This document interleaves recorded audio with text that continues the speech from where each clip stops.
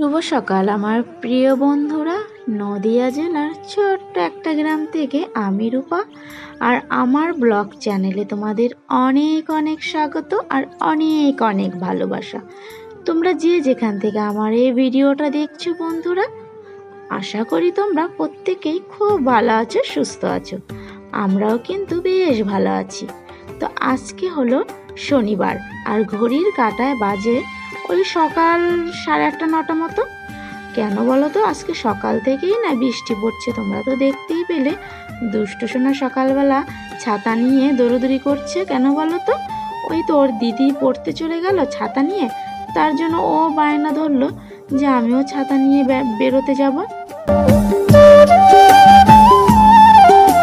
সকাল থেকেই যেহেতু বৃষ্টি পড়ছিল, তার জন্য সকালবেলার বাসি কাজগুলো তোমাদের সাথে আর শেয়ার করতে পারিনি। ওই কোনো রকম ছাতা মাথায় দিয়ে কাজগুলো সেরেছি। আর এদিকে দুষ্টু সোনা তো ঘুমাচ্ছিল, তার জন্য বিছানাটা তুলতে পারিনি। আর কি বলতো, বিছানাটা না অনেক দিন ধরেই ভাবছি ঝেড়ে ঝুড়ে পাতবো, তো পাতা হচ্ছে না কাজের জন্য।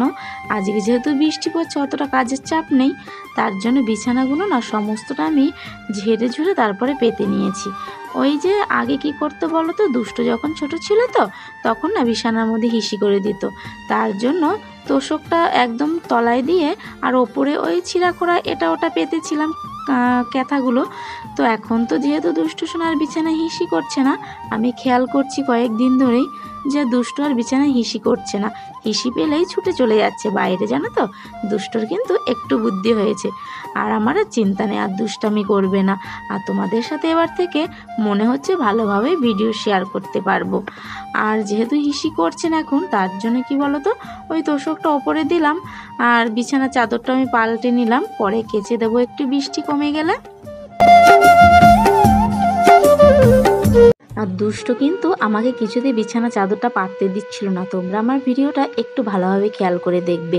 ও কিন্তু বিছানা চাদরটা টেনে ধরে রেখে দিয়েছিল, কিছুতেই পাল্টাতে দেবে না।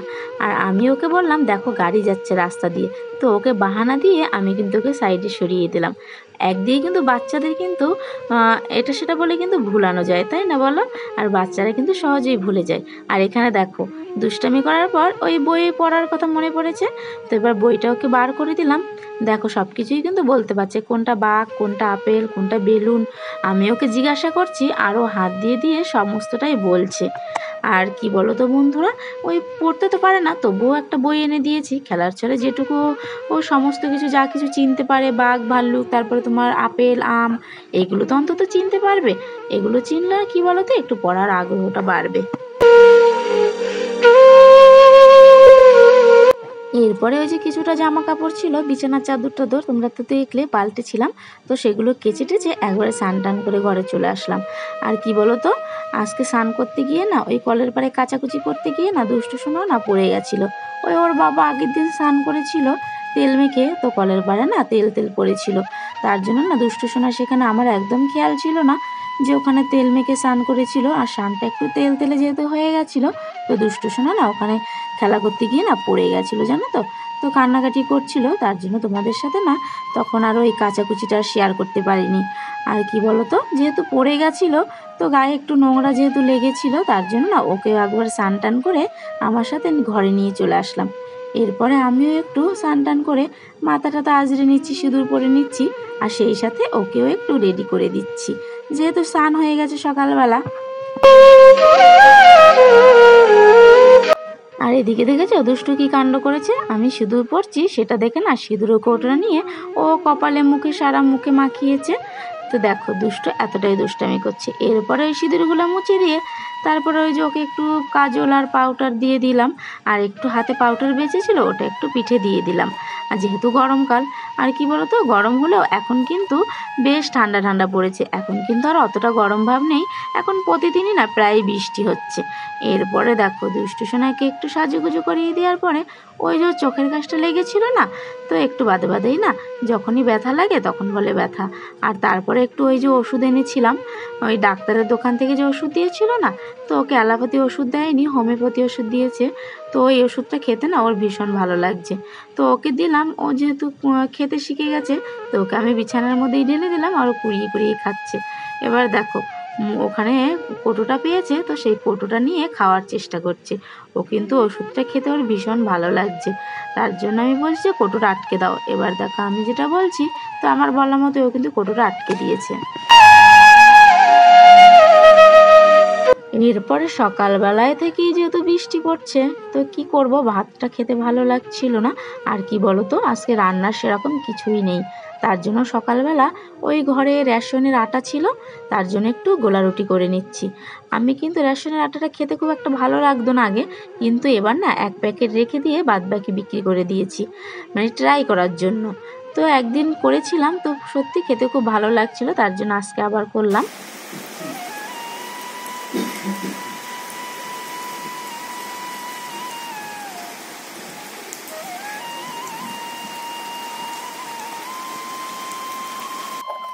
আর কি বলো তো বন্ধুরা, আজকে সকাল থেকেই না একটু বাদে বাদেই বৃষ্টি আসছিল। আর যেহেতু রান্নার কিছু ছিল না তোমাদের বলেছিলাম, আর দুপুরবেলা একটু সিদ্ধ ভাত করেছিলাম, তো সেটাই না খাওয়া দাওয়া করে এবার বিকেলবেলা দেখো সেই থালা বাসনগুলো মেজে নিচ্ছি। সেই বৃষ্টি হচ্ছে, তার জন্য কিছুতেই না ঘর থেকে বেরোতে পারছিলাম না। তো থালা বাসনগুলো ধোয়া হয়নি, আর ওই দিকটা দেখো কলের পরে আমার বোতলগুলো পড়ে আছে, তো সেগুলো একবারে ভরে নেব। এরপরে সন্ধেবেলা একটু চা করে নিচ্ছি। কেন বলতো, ওই তো বৃষ্টি পড়ছে, একটু ঠান্ডা ঠান্ডা ভাব, তো একটু চা খাওয়ার জন্য দুষ্টর বাবা বললো একটু চা করো, তো ওই জন্য একটু চা করে নিচ্ছি। আর কি বলতো, এই চা পাতাটা না আমার একদম ভালো লাগে না খেতে, কেমন একটা আমার কাছে গন্ধ লাগে, তার জন্য আমি বেশি করিনি, একটুই করেছি। ওই মেয়ে খাবে আর মেয়ের বাবা খাবে, তার জন্য। এরপরে দেখো সন্ধেবেলা মেয়ে দোকান থেকে একটা ক্যাডবেরি নিয়ে এসেছে। কেন বলো তো, ওর না অনেক দিন ধরে ইচ্ছে, আজকে প্রায় 2 বছর ধরে বলছে যে আমি একটা 100 টাকা দামের ক্যাডবেরি খাবো। কিন্তু কি বলো তো, ওই যে মধ্যবিত্ত পরিবারে থেকে না ওই 100 টাকাটা একসঙ্গে বার করে যে দেবো, সেটা আর ক্ষমতাই হয় না, আর হয়েও ওঠে না। তার জন্য আজকে অনেক দিন পরে ওর মনের ইচ্ছাটা পূরণ করতে পেরে না আজকে সত্যিই আমার খুব ভালো লাগছে। কেননা সন্তানরা যদি কোনো কিছু চায়, না দিতে পারলে না প্রত্যেক বাবা মায়েরই না খুব কষ্ট হয়। তো আজকে দেখো সন্ধেবেলা সেই ক্যাডবেরিটা এনে খাচ্ছে, তার জন্য কিন্তু খুব আনন্দ করছে দু ভাই বোনে। তো আনন্দটা দেখে সত্যিই কিন্তু আমার চোখে জল চলে আসলো, জানো তো বন্ধুরা, যে আজকে কত বছর পরে, আজকে 2 বছর ধরে প্রায় চাইছে, কিন্তু কিছুতেই না সেই দিয়েই হয়েই ওঠে না, টাকা জোগাড় হয়েই ওঠে না। আর এ দেখো এবার দুষ্টও কিন্তু খাচ্ছে, ওর কিন্তু ভাই হওয়ার আগে থেকে ইচ্ছা ছিল এই ক্যাডবেরিটা খাওয়ার, কিন্তু হয়তো বা এটাই কপালে ছিল যে 2 ভাই বোন একসঙ্গে খাবে। তো যাই হোক, এবার রাত্রেবেলা দেখো দুষ্টুর বাবা যেহেতু বাজারে গেছিলো, তো সারাদিন তো তোমরা দেখেছো ঠিকমতো খাওয়া দাওয়া হয়নি, তো রাত্রেবেলা বাজার করে নিয়ে এসেছিলো, মাংস নিয়েছিল, তো সেটাই এখন রান্না করে নিচ্ছি। তো রান্না করে টেরে সবাই মিলে একসঙ্গে রাতে খাওয়া হবে। আর এদিকে কিন্তু আমার ভাতটা হয়ে গেছে, আর আমি কাটাকুটি সবটাই করে নিয়েছি। আর এখানে দেখো বেগুন ভাজাটা হচ্ছে, আর বেগুনটা না একদিকটা পুড়ে গেছিলো। কেন বলো তো, ওই মশলা করতে গেছিলাম, তো তখন না উল্টানো হয়নি, পুড়ে গেছে। তো কী আর করবো, একদিক পুড়ে গেছে আর একদিক ভালো আছে। তো যাই হোক, এবার দেখো আলুগুলোও ভেজে নিয়েছি। আর দুষ্টু দেখেছো কী করছে, ও রান্না করবে, বায়না করছে আমিও রান্না করব। তার জন্য কি করবো, ওই আলুগুলো ভেজে রেখে দিয়েছিলাম, তো সেই বাটিটাই ওকে একটু নাড়তে দিলাম। তো যাই হোক, চুপ করে তো বসে থাকবে, দেখেছো আমি রান্না করছি, আমার দিকে তাকিয়ে তাকিয়ে ও কিন্তু রান্না করার চেষ্টা করছে। কি আর করব, সন্তানকে চুপ করে বসিয়ে রাখতে হলে এটুকু তো কষ্ট করতেই হবে, তাই না বলো বন্ধুরা।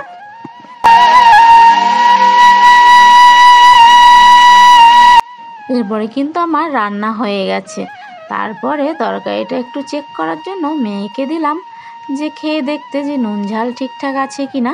তারপরে তো তরকারিটা দেখেছো দেখতে কেমন হয়েছে, খেতেও কিন্তু ভালো হয়েছিল।